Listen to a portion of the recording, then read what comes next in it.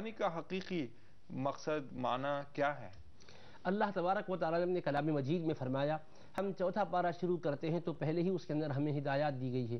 لن تنالوا البر حتی تنفقوا مما تحبون، ہرگز تم نیکی کو پا نہیں سکتے، اجر و ثواب کے حقدار نہیں بن سکتے جب تک کہ اپنی محبوب چیز کو اللہ کی راہ میں خرچ نہ کر ڈالو۔ یہاں دیکھیے اللہ نے مال کا ذکر کیا، نہ یہاں کوئی خاص شے کا ذکر کیا۔ مما تحبون فرمایا جس کو تم پسند کرتے ہو، جب تک کہ اپنی پسند کی چیز راہ خدا میں لوٹا نہ ڈالو اللہ کے پاس تم مقبول نہیں بن سکتے، اجر و ثواب کے حقدار نہیں بن سکتے۔ تو مما تحبون پر نظر ڈالیں، انسان کے لیے کون سی چیز محبوب ہے؟ ہر آدمی کو سب سے پہلے اس کی جان عزیز ہے، اپنے بال بچے اس کو عزیز ہے، اپنا گھر بار اس کو عزیز ہے، اپنا وقت بھی اس کے پاس بڑا عزیز ہے، مال و متاع بھی عزیز ہے۔ تو ہم ان عزیز چیزوں کو اللہ کی رضا کے لیے قربان کریں۔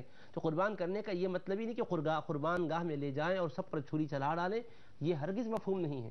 جہاں چھری چلانے کی بات ہے وہاں پر چھری چلانا کا مسئلہ ہے، جیسا کہ ذی الحجہ کے مہینے میں قربانی کے طور پر ہم نے کر لیا، یہ ہر سال ہم کرتے ہی آتے ہیں، لیکن اصل روح کیا ہے؟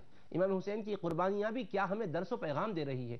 اللہ تبارک و تعالیٰ نے فرمایا لن ینال اللہ لحومها ولا دماؤها، اللہ کی بارگاہ میں یہ قربانیوں میں سے جو جانوروں کو ذبح کرتے ہیں نہ تو اس کا خون پہنچتا ہے نہ گوشت پہنچتا ہے، خون بہہ جاتا ہے، گوشت استعمال میں آ جاتا ہے، پھر پہنچنے والی چیز کیا ہے؟ کیا چیز اللہ کو بھاتی ہے؟ کون سی شے اللہ کو پسند آتی ہے؟ رب ذوالجلال فرماتا ہے وَلَٰكِن يَنَالُهُ التَّقْوَىٰ مِنكُمْ، تمہارے دل میں خشیت ربانی جو ہے، خدا کا خوف ہے، اللہ تبارک و تعالیٰ کا جو ڈر ہے، پرہیزگاری کا جو جذبہ ہے، یہ اللہ کو پسند آتا ہے۔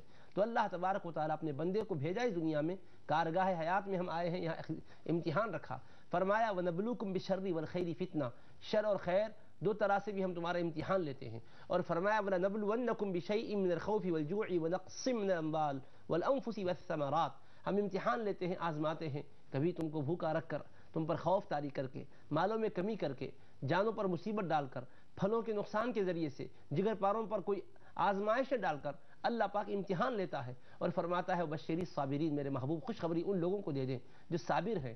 صابر کا کیا مطلب ہے؟ اسلام کے حوالے سے مصیبت آئی تو مصیبت پر جمے رہنا، یہ حقیقی صبر کی علامت ہے۔ اور آج ہم اپنے گریبان میں جھانک کر دیکھیں، خود اپنے آپ کا جائزہ لیں، سراپا کو اپنے دیکھ لیں، کہاں اسلامی تعلیمات ہے اور کہاں ہمارا وجود ہے، ہم اس سے بالکل اکثر دور ہوتے جا رہے ہیں۔ تو قربانی کا حقیقی مفہوم یہ ہے کہ بندہ ہر لمحہ رضائے حق کا طلبگار بن کر اپنی زندگی گزارے، ہر لمحہ اس کی سوچ اللہ کو راضی کرنے کی ہو۔ آج اسلامی تعلیمات سے اتنے نابلد ہم ہو چکے ہیں، بنیادی عقائد کا ہمیں علم نہیں ہے، فرائض دینیہ سے بالکل غافل ہوتے جا رہے ہیں، حتیٰ کہ عبادات و طاعات کے معاملے میں جو ہم کر رہے ہیں ایک روزانہ کے معمولات کے بطور کر رہے ہیں، حقیقی روح جو ہونی چاہیے، خداوند قدوس سے جو ربط و تعلق ہونا چاہیے، اس کے ذریعے سے جب ہمارے اندر جو انقلاب آنا چاہیے، شخصیت کی جو تعمیر ہونی چاہیے، آج ہم خود جائزہ لیں تو یقیناً اس کی تعمیر نہیں ہو پا رہی ہے۔ اللہ پاک نے فرمایا حبیب پاک کی زبان سے قل ان صلاتی ونسکی ومحیایا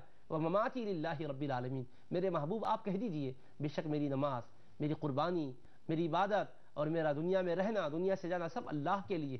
اللہ کے لیے جب ہے تو مصیبت آ گئی تو ہم شکوہ ہرگز نہ کریں۔ آج ہمارے پاس شکوے شکایتیں بہت زیادہ ہوتے ہیں، کسی طرح کی تکلیف ہوتی ہے تو بے صبری کا مظاہرہ ہوتا ہے، شریعت ہی سے ہم دور ہونے کی کوشش کرتے ہیں، اللہ کے احکام پر ہم اعتراض کی زبان کھولتے رہتے ہیں، حالانکہ ہمیں غور کرنا چاہیے، جیسا بزرگوں نے کہا ہے، یہ کیا اس کا کم کرم ہے؟ ہزاروں گناہوں کے باوجود ہم اس کی زمین پر چل رہے ہیں۔ اللہ کی یہ بھی تو بڑی مہربانی ہے، ہمیں صحت مند بنایا ہے، اللہ کی کتنی کتنی نوازشات ہیں، ان نوازشات سے استفادہ کرتے ہوئے اپنی نوقے نسل کی بھی ہم صحیح جہت سے، صحیح نہج سے تربیت کریں، تعلیم دیں، خود بھی سیکھیں، ان کو سکھائیں۔ ایک مخصوص دور کے لیے نہیں ہے، اسلام چند دنوں کا مذہب نہیں ہے، چند گھنٹوں کا مذہب نہیں ہے، کچھ رسوم ہے ادا کر لو اس کے بعد تم آزاد ہو، جو چاہے کر لو، نہیں۔ اللہ تبارک و تعالی ہمیں ہر لمحہ اپنی بارگاہ میں جھکے رہنے کی تعلیم دیتا ہے۔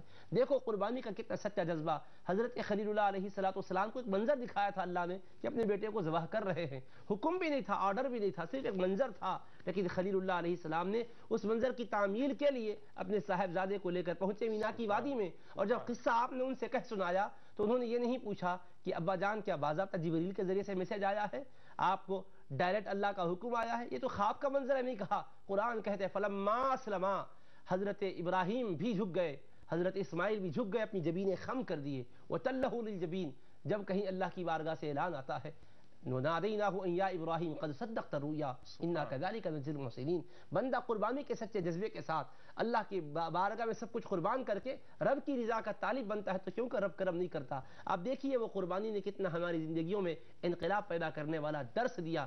حضرت ہاجرہ ہماری بھی مائیں اور بہنیں ہیں, حضرت ہاجرہ بھی ہے. آج ہماری ماؤں کو صبح میں اپنے بچوں کو نماز کے لیے اٹھانا بار ہوتا ہے. یہ سمجھتی ہے کہ بچہ رات میں زیادہ دیر تک جاگا ہے, تھوڑا پیارے کو آرام کرنے دو. آپ اس دنیا کے ظاہری آرام کی خاطر آپ اس کی نماز کے فوت ہونے کو قبول کر رہے ہیں, لیکن حقیقی چین تو اس کو وہاں ملے گا جبکہ اس کی جبین خدا کی بارگاہ میں جھکے گی, جبکہ اس کا ماتھا اللہ کی بارگاہ میں ٹکے گا.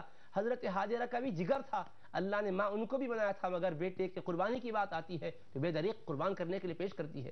شیطان آ کر رکاوٹ ڈالتا ہے, وسوسہ ڈالتا ہے تو کہتی ہے وہ ایک جان کیا, خدا اگر اسماعیل جیسے ہزاروں بیٹے بھی مجھے دے گا تو اس کے نام پر میں قربان کر دوں گی. تو یہ جذبہ قربانی جو ہمارے اندر فروغ پانا چاہیے آج یہی کمزور ہوتا جا رہا ہے. اور سوچئے گا میدان کربلا میں امام علی مقام اپنے خانواد عالیہ کے ساتھ پہنچے جس میں شیرخوار حضرت علی اصغر بھی ہے رضی اللہ عنہ, امام زین العابدین ہیں, ہر قسم کے افراد آپ کے ساتھ ہیں, مستورات ہے, مخدرات ہے, اہل بیت اطہار کی بات کیا تھی, باطل کو قبول کرنا تھا. چند لمحے کے لیے اگر آپ ہاں میں ہاں ملا دیتے دنیاوی اعتبار سے تخت و تاج مل جاتا تھا, عیش و عشرت کی طرب و سرود کی زندگی مل جاتی تھی, لیکن آپ نے اس کو قربان کر دیا. آپ نے کہا نہیں, ناموس رسالت قانون رسول پاک علیہ السلام کے خلاف باطل کو قبول نہیں کیا جا سکتا. آج وہی قربانی کا صدقہ ہے کہ مسلمان بے سر و ساماں ہیں.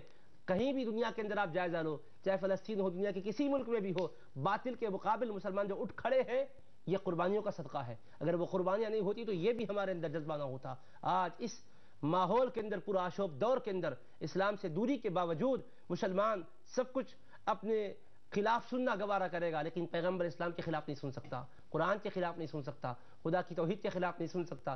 یہ جذبہ بھی دراصل اسی قربانیوں کی برکتوں کا, اسی قربانیوں کا ثمرہ اور نتیجہ ہے. بہرحال اسی جذبے کو ہمیں فروغ دینا ہے تاکہ ہم اللہ اس کے رسول علیہ السلام کے احکام کے مطابق زندگی گزار کر یہاں بھی چین سے رہ سکیں, محشر میں بھی سرخروئی حاصل کر سکیں.